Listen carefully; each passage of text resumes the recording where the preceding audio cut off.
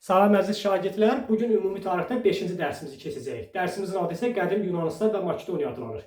Onu da qeyd edim ki, bugünkü dərsdən qəbula sizə mütləq bir sual düşəcək, ona görə də dərsi diqqətlə izləyin. Başlayaq dərsimizə. Əvvəlcə Yunanıstan coğrafi mövqeyi haqqında danışan, sonra geniş izahına keçərik. Yunanistan Balkan yarımadasının cənubunda yerləşirdi və 3 dənizlə əhatə olunmuşdu. Aralıq dənizi, Ege dənizi və İyon dənizi. Təbiət özü də Yunanistanı 3 hissəyə bölmüşdü. Şimali, orta və cənubi Yunanistana bölmüşdü. Şimali Yunanistanla orta Yunanistanı dar Fermopil keçidi birləşdirirdi. Cənubi Yunanistan isə həm də Peloponnes adlanırdı. Yunanistanın cənubunda onun ən böyük adası olan Krit adası yerləşir və Avropada ən qədim dövlət eramızdan əvvəl 3-2 minillikdə məhz Krit adasında yaranmışdı.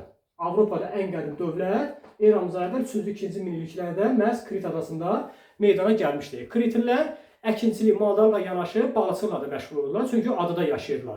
Bundan başqa Kritlilər həm də əla gəmilər düzəldirdilər və bu gəmilər hesabına Misirlə, Finikiya ilə və Babil dövlətləri ilə ticarət əlaqələri saxlayırdılar. Kritlilər həm də gözəl saraylar inşa edirdilər və bu sarayların divarlarını freskalarla bəzəyirdilər. Freska sözünün mənası divarda xammala üzərində çəkilmiş şəkilə deyilir. Lakin eramızdan əvvəl 2-ci minilliyin ortalarında Kritə yaxın adada baş verən vulkan püskürməsi Krit mədəniyyətini məhv etdi. Kritdə yox, Kritə yaxın adada baş vermiş vulkan püskürməsi eramızdan əvvəl 2-ci minilliyin ortalarında Krit mədəniyyətini məhv etdi. Cənubi Yunanistanda Mikena şəhərində Axey Yunan tayfaları yaşayırdılar. Axey Yunan tayfaları. Cənubi Yunanistanın Mikena şəhərində Axey Yunan tayfaları yaşayırdılar.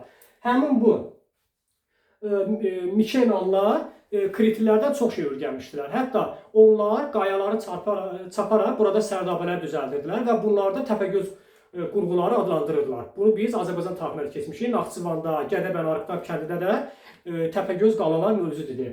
Sonra Axey Yunan tayfaları, yəni Mikenalılar ölü ölərkən dəfn adətlərinə görə o ölünün üzünə qızıl maska taxırdılar. Lakin eramızdan əvvəl 2-ci minilliyin sonunda Yunanistanın şimalından gələn Dori Yunan tayfaları Mikena mədəniyyətini məhv etdilər. Deməli, 2-ci minilliyin ortalarında Kritə yaxın adada baş vermiş vulkan püskürməsi Krit mədəniyyətinin məhvinə səbəb oldu. 2-ci minilliyin sonunda isə Yunanistanın şimalından gələn Dori Yunan tayfaları Mikena mədəniyyətini məhv etdi. Sonradan bu Dori Yunan tayfaları özlərini Spartalılar adlandırdılar. Sonra indi isə keçək Yunan şəhər dövlətlərinə. Eramızdan əvvəl 8-ci əsrdən etibarən Yunanistanda bir sıra şəhər dövlətləri meydana gəldi. Bunlardan Afina, Sparta, Korif, Lesbos, Sajos, Efes, Milet kimi şəhərlərin adlarını qeyd edə bilərik. Həmin bu şəhər dövlətləri polis adlanırdı. Həmin bu şəhər dövlətlərinin təpə hissəsində Akropol yerləşirdi. Akropol sözünün mənası yuxarı şəhər deməkdir. Təpənin yuxarı hissəsində yerləşirdi. Həmin bu Akropolda hökmdarların sarayları yerləşirdi, evləri, sarayları yerləşirdi. Akropoldan aşağıda isə Agora yerləşirdi. Agora sözünün də mənası bazar meydanı deməkdir. Bazar meydanı. Romanı keçəndə görəcəksiniz ki, bu forma adlanır. Onlarda da bazar meydanı forma adlanırdı. Sonra eramızdan əvvəl dedik ki, 8-ci əsrdən etibarən Yunanistanda bir sıra şəhər dövlətləri meydana gəldi. Bu şəhər dövlətlərindən ən qüdrətlisi Afina şəhər dövlətidir. Afina şəhəri Orta Yunanistanın Attika vilayətində meydana gəlmişdir. Orta Yunanistanın Attika vilayətində yerləşirdi Afina şəhər dövləti. Bu Afina şəhər dövlətində adlı sanlı varlı adamlar digər Afinalıları özlərinə tabe etmişdilər. Həmin o adlı sanlı adamlar özlərini aristokrat, öz idarə üsullarını isə aristokratiya adlandırırdılar. Adlı sanlı Yunanlılar, Afinalılar özlərini aristokrat, öz idarə üsullarını isə aristokratiya adlandırırdılar. Aristokrat sözünün mənası adlı sanlı adamlar və nəsli məlum olan zədəganlar deməkdir. Aristokratiya sözünün mənası isə yaxşıların hakimiyyəti deməkdir. Sonra bu aristokratlar digər əhalini özlərinə tabe etmişdilər. Yerdə qalan əhali isə demos adlanırdı. Afinanın yerdə qalan əhalisi isə demos adlanırdı. Bu demoslara isə sənətkarlar, günəmuzçular və dənizçilər aiddir. Afinalı sənətkarlar gildən iki qruplu, dar boğazlı iri gil qablar düzəldirdilər. Bunlar adlanırdı amfora. Amfora, iki qruplu, dar boğazlı iri gil qablar. Bunlara deyirlər amfora və bunun içərisində şərab və zeytun yağı saxlayırdılar. Sonra bundan başqa eramızdan əvvəl 7-ci əsrdən etibarən Afinada gümüş pulla kəsilməyə başlamışdılar. Sonra Demos dedi ki, Demoslar sənətkarlar, günəmuzçular və dənizçilər daxil idilər. Və Afinanı bunlar idarə edirdilər, aristokratlar. Yəni bunların sayı az idi. Aristokratlar Afinanı idarə edirdilər və Əvvəllər aristokratlar öz təsərrüfatları ilə məşğul idilər. Lakin onların əkin sahələri artdıqca onları idarə etmək çətinləşdi. Ona görə də onlar özlərinə günəmuzçular tutmağa başladılar. Günəmuzçu sözündə mənası gördükləri gündəlik işə görə haqq qalan adamlara deyirlər. Günəmuzçu. Gördükləri gündəlik işə görə haqq qalan adamlara deyilirdi. Sonra onu da qeyd edək ki, quraqlıq vaxtında kəndlilər bir də görsən ki, məhsul əldə edə bilmirdi. Ona görə də gəlirdilər aristokratların yanına, onlardan borca taxıl istəyirdilər.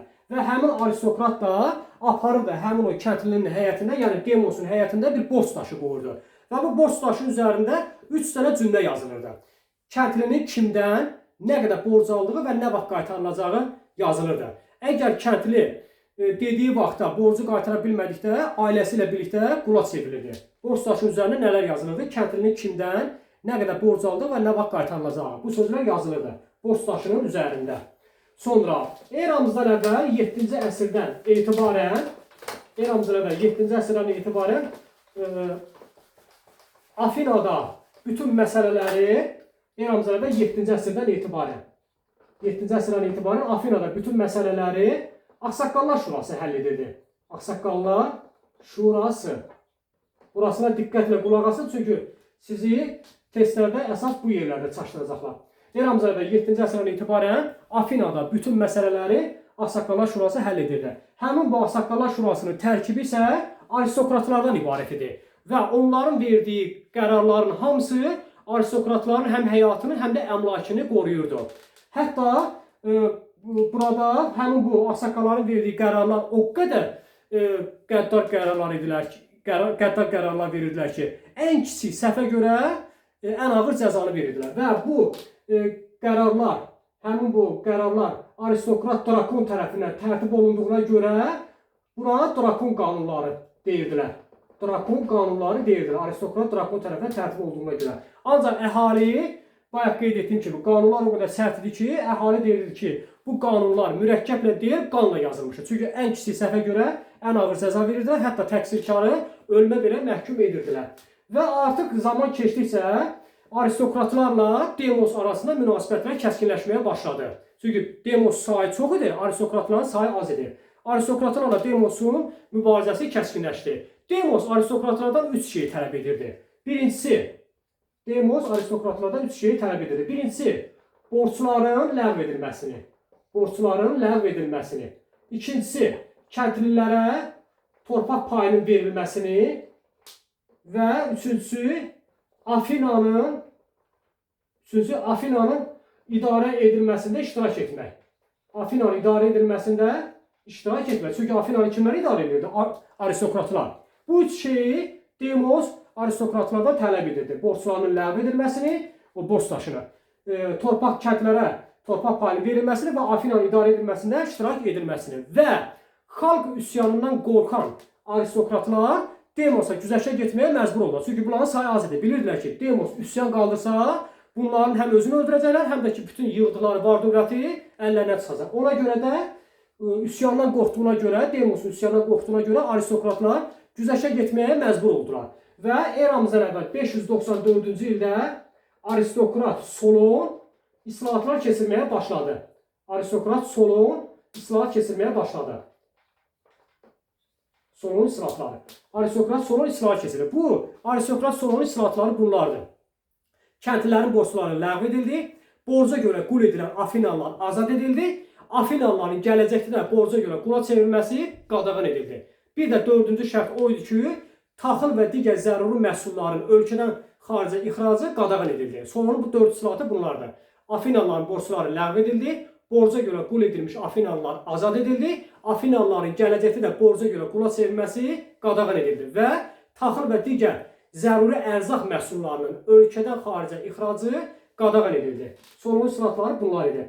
Lakin Solon islahatlar, onu da qeyd edim ki, uşaqlar, Solon islahatlar keçirdikdən sonra artıq Afinanın yerli sakin olan bütün kişilər artıq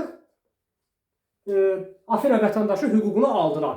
Afinanın sakini olan bütün yerli kişilər Afina dövlətinin vətəndaşı hüququnu aldılar. Vətəndaş sözünün mənası da qanunla müəyyən edilmiş hüquqlardan istifadə edən və dövlət qarşısında vəzifə daşıyan şəxsə deyilir. Vətəndaş sözünün mənası qanunla müəyyən edilmiş hüquqlardan istifadə edən və dövlət qarşısında vəzifə daşıyan şəxsə vətəndaş deyilir. Və artıq əmlakından asılı olmayaraq hər bir şəxs artıq Afina vətəndaşı hüququnu aldı. Lakin vəzifəyə görə əmək haqqı verilmirdi. Yəni əmlakından asılı olmayaraq hər bir şəxs vəzifə tuta bilərdi, lakin vəzifəyə görə əmək haqqı verilmirdi. İndi isə keçək Solon islahatlarından sonraki dövrə. Eramızdan əvvəl 594-cü ildə Solon islahatlar keçirdi, lakin bu islahatlar hələ də demosla aristokratlar arasındakı ziddiyyətləri tam şəkildə həll etmədi. Və ona görə də eramızdan əvvəl 6-cı əsrin əvvəllərində aristokratlardan biri zor gücünə hakimiyyəti ələ keçirdi və Afinada bir tiranlıq sistemi yaratdı. Eramızdan əvvəl 6-cı əsrin əvvəli, elə bu Solon islahatlarına eyni vaxtda düşür. 594-cü il yuxarıdan aşağı gəldiyinə görə 6-cı əsrin əvvəlləri hesab olunur. 6-cı əsrin əvvəllərində aristokratlardan biri zor gücünə hakimiyyəti ələ keçirdiyinə görə Afinada tiranlıq sistemi yarandı. Lakin bu tiranlıq sistemi Afinalıların dövlət quruluşuna uyğun olmadığına görə eramızdan əvvəl 6-cı əsrin sonunda Afinalılar üsyan qaldıraraq həmin o tiranlıq sistemini ləğv etdilər. 6-cı əsrin əvvəllərində yarandı, 6-cı əsrin sonunda tiranlıq ləğv edildi. Və bundan sonra qanunların qəbul edilməsi müzakirəsi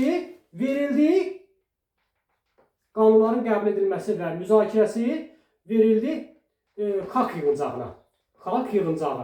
Bu xalq yığıncağı uşaqlar əvvəllər də var idi. Lakin bu xalq yığıncağı səlahiyyətləri az idi. Ancaq indi artıq 6-cı əsrin sonundan etibarən bütün qanunların qəbul edilməsi və müzakirəsi verildi xalq yığıncağına. Birdən bax, sizi testlərdə ən çox burada çaşdırırlar. 7-ci əsrdən 6-cı əsrin sonuna qədər Ağsaqqallar Şurasının əlində idi bütün səlahiyyətlər. Artıq 6-cı əsrin sonundan etibarən bütün ali hakimiyyət verildi xalq yığıncağına və xalq yığıncağı 6-cı əsrin sonundan etibarən ordu və donanmaya başçılıq edən strategilər seçməyə başladılar. Deməli, ilk dəfə olaraq strateg 6-cı əsrin sonunda seçilmişdir. Sonra keçək digər bir Yunan şəhər dövləti olan Spartaya. Bayaq qeyd etdik ki, eramızdan əvvəl 2-ci minilliyin sonunda Yunanistanın şimalından gələn Dori Yunan tayfaları Mikena mədəniyyətini məhv etdilər. Və həmin o Mikena mədəniyyətini məhv edən Dori Yunan tayfaları sonralar özlərini Spartalar adlandırdılar. Həmin o Yunanistanın şimalından gələn Dori Yunan tayfaları Cənubi Yunanistanda yerləşən Lakonika vilayətini tutdular və burada Sparta şəhərinin əsasını qoydular və özlərini də Spartalar adlandırmağa başladılar. Sparta dövləti uşaqlar hərbi dövlət idi. Yəni Spartada istənilən bir şəxs nə ölkəni tərk edə bilməzdi, nə də ki başqa bir yadelli Spartaya gələ bilməzdi. Yəni hərbi səfərlə istisna olmaqla heç kəs ölkədən xaricə çıxa bilməzdi. Sonra Spartada uşaqlar, onu da qeyd edim ki, ədəbiyyatdır, incəsənətdir, fəlsəfə qadağan edilmişdir. Çünki bu hərbi dövlət olduğuna görə kişilər yalnız hərbi işlə məşğul olmalı idilər. Ona görə bilirsiniz də ədəbiyyatla, incəsənətlə məşğul olan insanlar incə ruhlu insan olurdu. Onlar necə gedib döyüşə bilərdi? Ona görə də Spartada fəlsəfə, ədəbiyyat, incəsənət qadağan edilmişdir. Spartanın uşaqlar 2 dənə hökmdar idarə edirdi. Və müharibə vaxtı həmin bu 2 hökmdar orduya başçılıq edirdi. Afinada olduğu kimi Spartada da hakimiyyət oliqarxiyaya əsaslanırdı. oliqarxiyaya əsaslanırdı. Oliqarxiya sözünün mənası azlığın hakimiyyəti deməkdir. Azlığın hakimiyyəti. Bayaq qeyd etdik, Afinanda aristokratlar idarə edirdi, az idilər və bütün əhali idarə edirdi. Buna deyirlər azlığın hakimiyyəti, yəni oliqarxiya. Eləcə də Spartada da idarə etmə sistemi oliqarxiyaya əsaslanırdı. Afinada olduğu kimi Spartada da Ağsaqqallar Şurası və xalq yığıncağı fəaliyyət göstərirdi. Ağsaqqallar Şurası və xalq yığıncağı fəaliyyət göstərirdi. Xalq yığıncağı. Deməli, Ağsaqqallar Şurası qərar verir və səs vermək üçün o qərarı xalq yığıncağında müzakirə edirdilər. Hər ikisində, Afinada, Spartada da idarə etmə sistemi oliqarxiya əsaslanırdı. Ağsaqqallar Şurası və xalq yığıncağı fəaliyyət göstərirdi. Spartada qulları hilotlar adlandırırdılar. Hilotlar.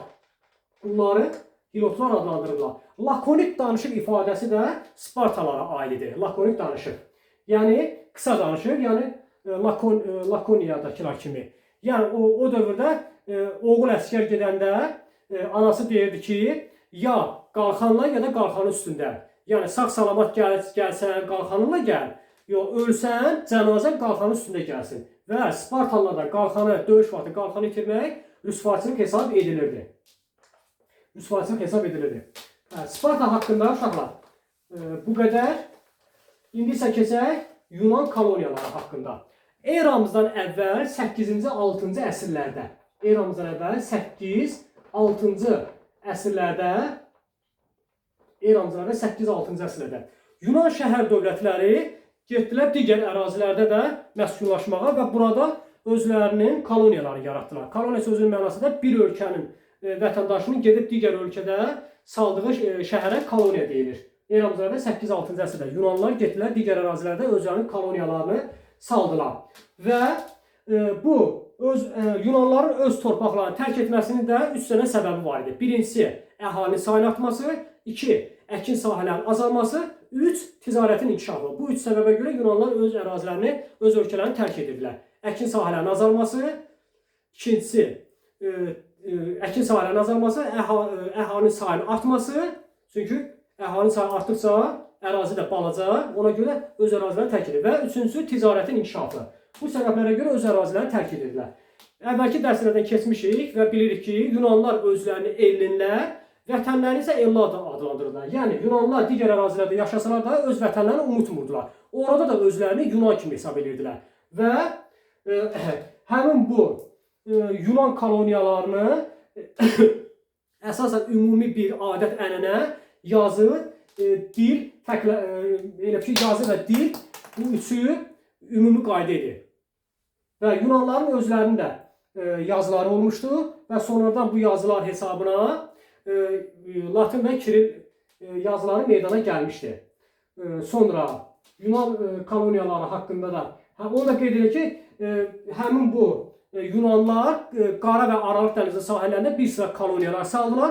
Bu koloniyalardan Qara dəniz sahilində üçünün adını qeyd edə bilərik. Pantikapi, Ovriya və Xersonesin adını qeyd edə bilərik. Ümumiyyətlə, Yunanlar Qafqazdan tutmuş İspaniya qədər olan geniş bir ərazidə özlərinin bir neçə koloniyalarını salmışdılar. İndi isə keçirik Yunan-İran müharibələrinə. Yəni, Yunan-Əhəməni müharibələrinə. Bilirsiniz ki, biz Əhəməni dövlətini keçənlər qeyd etdik ki, Kiçik Asiyada yerləşən Yunan şəhər dövlətləri Əhəmənilərin əlində idi. Eramızdan əvvəl 500-cü ildə həmin bu Kiçik Asiyada yerləşən, yəni Əhəmənilərin əlində olan Yunan şəhər dövlətlərində üsyanlar baş verdi. Afinanın da həmin o üsyançılara kömək etməsi Əhəməni hökmdarı 1-ci Daranın Yunanlıların hücumuna gətirib çıxartdı. Səbəb bu idi. Kiçik Asiyada yerləşən Yunan şəhər dövlətlərinə Afinanın kömək etməsi, üsyançılara kömək etməsi, yardım etməsi 1-ci Daranın, yəni Əhəmənilərin Yunanlılara hücumuna gətirib çıxartdı. Və Yunan-İran müharibələri eramızdan əvvəl 500-449-cu illəri əhatə etmişdi. Yəni 51 il bu müharibə davam etmişdi. Eramızdan əvvəl 490-cı ildə Yunanlarla Əhəmənilər arasında ilk döyüş Marafon düzənliyində baş verdi. Marafon döyüşü. Marafon düzənliyində baş verdi. Bu döyüşdə Əhəmənilər çox olmasına baxmayaraq döyüşdə məğlub oldular. Əhəməni ordusuna 1-ci Dara başçılıq edirdi. 1-ci Dara. Yunan ordusuna isə Miltiad başçılıq edirdi. Miltiad.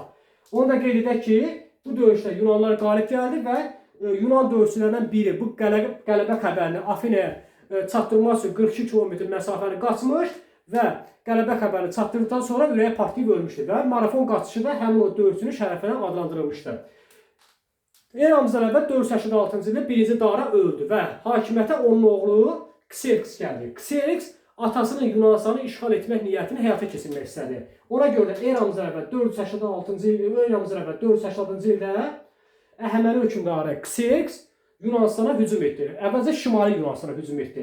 Bu zaman Yunan ordusuna Leonid başçılıq edirdi. Leonid Orta Yunanistana gedən Fermopil keçidini tutdu. Yəni qoymurdu ki, Yunanlar ölkənin sərhədinə doğru irəliləsinlər. Lakin xəyanət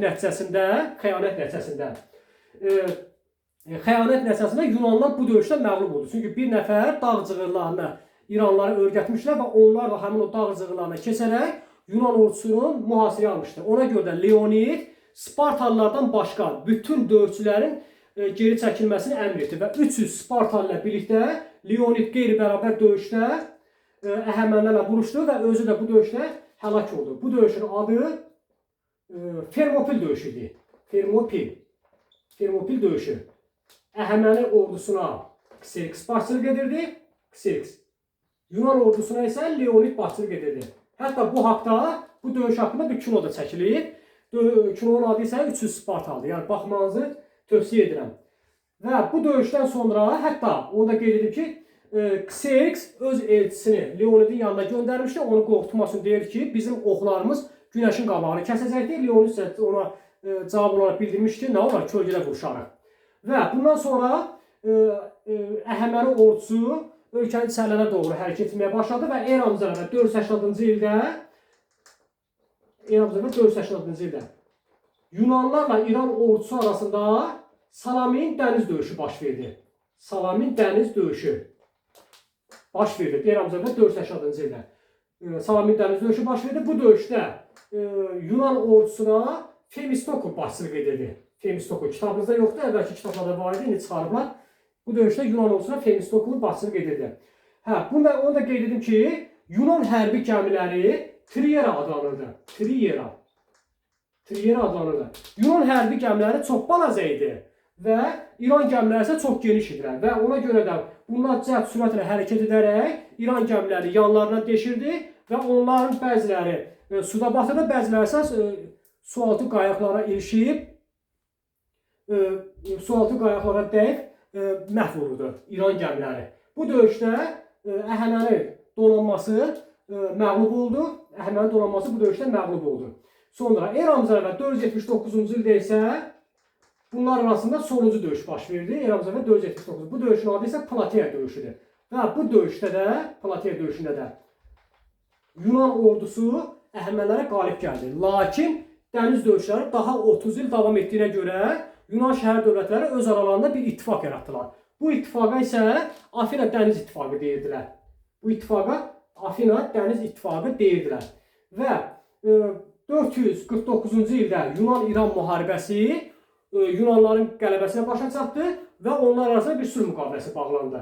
Müqaviləni isə siz Ege dənizi ilə yadınızda saxlayacaqsınız. İki dənə şərti buydu. İran Ege dənizi adalarında və Kiçik Asiyada olan Yunan şəhər dövlətlərini müstəqil tanıdı və İran hərbi donanmasına Ege dənizinə üzvə qadağan edildi. İki dənə Ege dənizi sözünü yadda saxlayacaqsınız. İran, yəni Əhəmənilər Ege dənizi adalarında və Kiçik Asiyada olan Yunan şəhər dövlətlərinin, Kiçik Asiyadakı Yunan şəhər dövlətlərini müstəqil tanıdı. Çünki bu şəhər dövlətləri qeyd etdi ki, 1-ci Daran dövründən Əhəmənilərin əlindədir. Artıq verildi Yunanlara. İran Ege dənizi adalarında və Kiçik Asiyada olan Yunan şəhər dövlətləri müstəqil tanıdı və İran donanmasına Ege dənizində üzmək qadağan edildi. İki dənə Ege sözü ilə bunu yadınızda saxlayacaqsınız. Müharibə Yunanların qələbəsi ilə başa çatdı. Sonra Yunan-İran müharibəsi başa çatdıqdan sonra Yunanistan Aralıq dənizi hövzəsində ən güclü dövlətə çevrildi. Yunanistan Aralıq dənizi hövzəsində ən güclü dövlətə çevrildi və Afinalıları dəniz sahibləri adlandırmağa başladılar. dəniz sahibləri adlandırmağa başladılar. Və bu müharibədə xeyli qənimət ələ keçirdi Yunanlar və bunların içərisində böyük əksəriyyəti qullar təşkil edir və qullar da bazalarda satırdılar. Yunanistanda əsasən quldan daş karxanalarında və filiz mədənlərində geniş istifadə edirdilər. Afinada isə qulları, uşaqlar, Afinada qulları insan ayaqlı adlandırırdılar. İnsan ayaqlı adlandırırdılar. Bu vaxta qədər keçmiş dövlətlərdən qulları necə adlandırırlar, onları bircə təkrar edək. Misirdə canlı ölülər, Hindistanda yad düşmən, Spartada hilotlar, Afinada insan ayaqlı, birində keçəcək Romada danışan əmək alətləri adlandırırdılar. Və Yunan şəhər dövlətlərinin dedi ki, Afinalıları dəniz sahibləri adlandırırdılar. Və eramızdan əvvəl 5-ci əsrin ortalarında Yunanistanda strateq Periklin hakimiyyəti dövründə yoxsul vətəndaşlar yüksək vəzifələrə gətirildilər. Periklin hakimiyyəti dövründə, strateq Periklin hakimiyyəti dövrü eramızdan əvvəl 443-428-ci illərdir. Eramızdan əvvəl. Birdən sizdən soruşarlar ki, Yunanistanın ilk strateqi Perikldir. Xeyr. Strateqlik eramızdan əvvəl 6-cı əsrin sonlarında Kak yığıncağı tərəfindən seçilirdi strateqlik. Perikl isə 443-428-ci illərdə Afinanın strateqi idi. Və Periklin dövründə yoxsul vətəndaşlar yüksək vəzifələrə gətirildilər. Hətta vəzifəyə görə əmək haqqı da verilirdi. Ona görə də Periklin strateqlik dövrünü Afina quldar demokratiyasını çiçəkləmə dövrü də adlandırırlar. Və bilirsiniz ki, strateqlər xalq yığıncağında seçilirdi. Xalq yığıncağında 20 yaşına çatmış bütün kişilər iştirak edə bilərdilər. İndi isə keçək Afina-Sparta müharibəsinə. Bilirsiniz ki, Yunan-İran müharibəsi başa çatdıqdan sonra Yunanistanda artıq demək olar ki, Yunan şəhər dövlətləri iki hissəyə bölündü. Onun bir hissəsi Afinalıların tərəfini saxladı, digər bir hissəsi isə Spartalıların tərəfini saxlamağa başladılar. Və bu iki dövlət arasında ziddiyyətlər baş verdi və bu ikisinin arasında baş verən ziddiyyətlərin əsas səbəbi Afina demokratiyası ilə Sparta oliqarxiyası arasındakı ziddiyyətlərdir. Yəni bunlar arasındakı mübarizənin əsas səbəbi Afina demokratiyası ilə Sparta oliqarxiyası arasındakı ziddiyyətlər. Hər ikisi Yunanistanda ağalıqla mübarizə aparırlar və nəticədə bunlar arasında 27 il davam edən bir müharibə baş verdi Afina ilə Sparta arasında. Müharibə eramızdan əvvəl 431-404-cü illəri əhatə edirdi və bu müharibə eramızdan əvvəl 404-cü ildə Spartanın qələbəsinə başa çatdı bu müharibə və Afina dəniz ittifaqı da ləğv edildi. Spartanın qələbəsinə başa çatdı. Lakin Spartanın qələbəsinə başa çatmasına baxmayaraq artıq Yunan şəhər dövlətləri get-gedə zəifləməyə başlayırdı və bundan da istifadə edən hansı dövlət oldu? Makedoniya oldu. Və Makedoniya isə uşaqlar Yunanistanın şimalında yerləşirdi. Yunanistanın şimalında Makedoniya dövləti yerləşirdi. Yunanistanın şimalında. Yunan şəhər dövlətləri zəifləməsindən Makedoniya istifadə etməyə başladı. O dövrdə isə Makedoniya çarı 2-ci Filip idi hakimiyyətdə. 2-ci Filip. Makedoniya İskəndərin atasıdır. 2-ci Filipin hakimiyyət illəri eramızdan əvvəl 359-336-cı illərdir. 2-ci Filip. Onu da qeyd edək ki, Makedoniya dövlətinin paytaxtı isə Pella şəhəri idi. Eramızdan əvvəl 338-ci ildə 2-ci Filip zəifləmiş Yunan şəhər dövlətlərinin üzərinə hücum etdi və Yunan şəhər dövlətləri ilə Makedoniyalar arasında eramızdan əvvəl 338-ci ildə Xeroniya şəhəri yaxınlığında bir döyüş baş verdi. Xeroniya döyüşü. Bu döyüşdə 2-ci Filip Yunan şəhər dövlətlərinə qalib gəldi və Spartadan başqa bütün Yunan şəhər dövlətləri süquta uğradıldı. Spartadan başqa. Bunu yadınıza salın. Spartadan başqa bütün Yunan şəhər dövlətləri süquta uğradıldı və ilk dəfə olaraq 2-ci Filipin oğlu Makedoniyalı İskəndər bu döyüşdə öz sərkərdəlik məharətini göstərmişdi. Hətta 2-ci Filip deyirdi ki, qızılla yüklənmiş eşşək istənilən bir şəhəri tuta bilərdi. Çünki görürdü ki, hər hansı bir şəhərə hücum edir, tuta bilmir. Oradan bir satqının birini tapırdı, ona pul verərək gecəykən qalan qapısını açırdı və Makedoniyalar şəhərə buraxırdı. Ona görə deyirdi ki, qızılla yüklənmiş eşşək hər bir şəhəri tuta bilər. Bu əvvəlki kitabımızda var idi bu cümlə.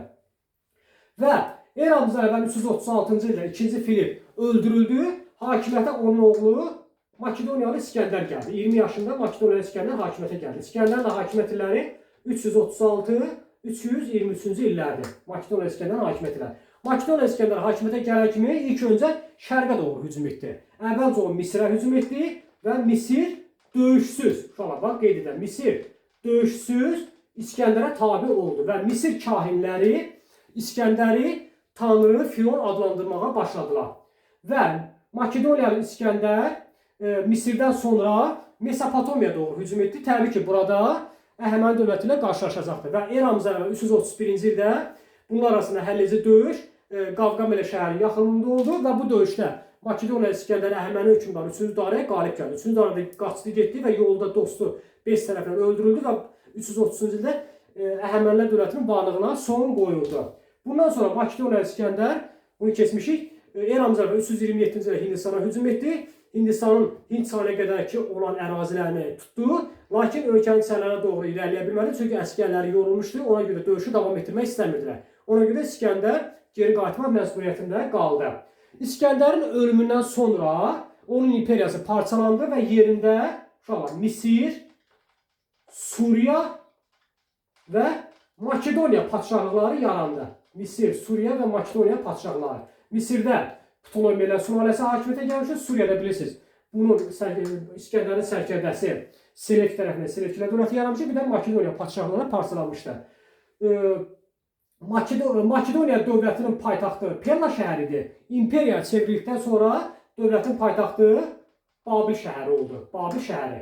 Və Makedoniya İskəndər də Babil şəhərinə öldü və özünü saldırdığı, Nilin deltasında saldırdığı İskəndəriyə şəhərinə dəfn edildi. Və İskəndəriyə şəhəri ilə üzbəyüzdə böyük bir mayak da, hündürlüyü 140 metr olan bir mayak da düzəldilmişdi. Bu mayakın hündürlüyü qeyd etdiyim kimi 140 metrdir və mayak gəmilərə yol göstərirdi. O mayakın adı isə Faros mayakı idi. Faros mayakı. İskəndəriyə şəhərinin qarşısında yerləşirdi. Faros mayakı. İndi isə uşaqlar keçək Yunanistanın mədəniyyətinə. Bayaq qeyd etdik ki, Yunanlılar özlərini ellinlər, vətənlərini isə Ella da adlandırırlar. Yunanlılar çox tanrılı dinə sitayiş edirlər. Əvvəlki kitablarda tanrıların sayı çox idi. Zevs göy, Poseidon dəniz, Ayt yeraltı ölülər səltənət Allahı, Hefes dəmirçi, Hermes ticarət, Dionis şərabçılıq, Demetri əkinçilik, Helios günəş, Apollon işıq və incəsənət. Bu kimi allahlar var idi. Dionis şərabçılıq Allahı da var idi. Ancaq indiki kitablarda allahların sayını azaldıblar. Və bayaq qeyd etdiyim kimi çox tanrılı dinə sitayiş edirdilər və Yunanlar elə hesab edirdilər ki, allahlar Olimp dağının zirvəsində yaşayırlar və burada 3 tanrı, Zevs, Poseidon və Ayt qardaşları dünyanın öz aralarında bölüblər. Zevs göydə, Poseidon dənizdə, Ayt isə yeraltı ölülər səltənətində hökmranlıq edirlər. Sonra Yunanlar il hesabını eramızdan əvvəl 776-cı ildən hesab götürürlər. Bu da ilk Olimpiya oyunlarının keçirildiyi ildir. İlk Olimpiya oyunları eramızdan əvvəl 776-cı ildə keçirilmişdi. Hər 4 ildən bir keçirilirdi. İlk Olimpiya oyunları keçirilən zaman müharibələr dayandırılırdı. Bu Olimpiya oyunlarında yalnız kişilər iştirak edə bilərdi. Qadınların Olimpiya oyunlarına gəlməsi qadağan idi. Həmin o qadağanı pozan isə ölüm cəzası gözləyirdi. Qaliblər zeytun budaqlarından düzəldilmiş çələnglə mükafatlandırılırdı və vətənlərində onlara isə heykəl qoyulurdu. Bundan başqa Olimpiya oyunlarında qaçmaqdır, tullanmaqdır, sonra güləşməkdir, nizə atmaq, disk atmaq kimi yarışlar keçirilirdi. Ən təhlükəli yarış isə 4 at qoşulmuş arabaların yarışı idi. Ən təhlükəli yarışlardan biri bu idi. Sonra Yunanlarda teatrda yaranmışdı. Eramızdan əvvəl 5-ci əsrin sonunda Yunanistanda teatr yaranmışdı. Teatr Tanrı Dionisin şərəfinə, Yunanistanda Tanrı Dionisin şərəfinə bayramlar keçirilirdi və bu bayramlarda Dionislə bağlı əfsanələr söylənirdi. Həmin o əfsanələrdən də səhnələr yaradılırdı və bununla da Yunanistanda teatr meydana gəldi. Teatr sözünün mənası Yunanca tamaşa yeri deməkdir. Tamaşa yeri deməkdir. Teatr sözünün mənası. Bundan başqa Yunanistanda elm də inkişaf etmişdi. Yunan elminin mərkəzi uşaqlar Milet şəhəri idi. Yunan elminin mərkəzi Milet şəhəri idi. Yunanistanda qədim Yunanistanda Aristotel, Pifagor, Strabon, Herodot, sonra Hippokrat, Demokrit, bu kimi Platon kimi alimlər yaşamışdılar və elmin inkişafına öz töhfələrini vermişdilər. Aristotel elmləri öz sahələrinə bölmüş və onlara ad vermişdi. Botanika, fizika, politika, məsələn, botanika bitki, fizika təbiət. Bu kimi elmləri öz sahələrinə bölüb onlara ad vermişdi. Demokrit dünyanın ən xırda zərrəciklərdən, yəni atomlardan ibarət olduğunu bildirmişdi. Hippokrat isə tibb elminin yaradıcısı hesab olunur və Hippokrat təliminə görə həkim xəstəliyə qalib gəlməkdə orqanizmə kömək etməlidir. Bu Hippokrat təliminin açarıdır. Həkim xəstəliyə qalib gəlməkdə orqanizmə kömək etməlidir. Sonra Yunanlarda tragediyalarda yazılırdı, piyeslər yazılırdı və ilk piyesin müəllifi isə Esxil hesab olunurdu. İlk piyesin müəllifi. Onun da ən məşhur bir əsəri var. Zəncirlənmiş Prometey. Zəncirlənmiş Prometey əsəri. Esxilin Zəncirlənmiş Prometey əsəri. Sonra Aristotel Makedoniya İskəndərin müəllimi olmuşdu və Makedoniya İskəndər onu öz atası kimi sevirdi və deyirdi ki, mən həyatım üçün atama, yəni Filipə ləyaqətlə yaşadığıma görə Aristotelə borcluyam. Sonra Herodot, eramızdan əvvəl 5-ci əsrdə Herodot tarix elminin əsasını qoymuşdu. Herodotu tarixin atası da adlandırırlar. Tarixin atası adlandırırlar Herodotu və Herodot eramızdan əvvəl 5-ci əsrdə baş vermiş Yunan-İran müharibələri yazmışdı və onun bu tarix kitabında Kiçik Ön Asiya, sonra Misir, daha sonra Azərbaycanla bağlı bir sıra maraqlı məlumatlar da vardır. Herodot tarixin atası hesab olunur. Herodot tarixin atası hesab olunur. Sonra Yunanlarda memarlıq da inkişaf etmişdi. Əsasən memarlıqda məbəd tikintisi geniş almışdı. Ən məşhur məbədlərdən biri Afinada tikilən Parfenon məbədi idi. Afinada tikilən Parfenon məbədi. Bunu Romanı keçəndə çaşdırmır. Romada bir məbəd var, onun adı Panteondur. Bir-birinə oxşur, amma çaşdırmır. Parfenon məbədi ilahə Afinanın şərəfinə tikilmişdi. Parfenon məbədi. Həmin o Parfenon məbədinin içərisində isə heykəltaraş Fidi tərəfindən hündürlüyü 12 metr olan qızıl və fil sümüylə düzəldilmiş ilahə Afinanın heykəli yerləşirdi. İlahə Afinanın heykəli. Deməli, Parfenon məbədinin içərisində həmin bu Parfenon məbədi ilahə Afinanın şərəfinə tikilmişdir və onun da içərisində ilahə Afinanın 12 metr hündürlüyünə heykəli vardı. Qızıldan və fil sümüylə düzəldilmişdi. Heykəltaraş Fidi tərəfindən düzəldilmişdi. Sonra Yunanistanda nəyi qeyd etmədik? Yunanlar, onu da qeyd edim ki, 7 yaşından uşaqlar məktəbə gedirdilər. 7 yaşından. Və Afinada ən çox məktəblər Afinada idi və uşaqlar stil adlanan metal çubuqla yazı yazırdılar. Stil adlanan metal çubuqla yazı yazırdılar. Bu metal çubuğun bir ucu iti idi, bir ucu isə küt idi. Həmin o iti ucu tərəfi ilə mum lövhələr üzərində hərflər yazırdılar. Küt tərəfi ilə isə onu pozurdular. Və məktəblərdə şagirdlərə Homerin İlyada və Odisseya dastanlarını əzbərlədirdilər. İlyada və Odisseya dastanlarını əzbərlədirdilər. Həmin bu Homer gözləri kör idi. Eramızdan əvvəl 8-ci əsrdə bu dastanları yaratmışdı.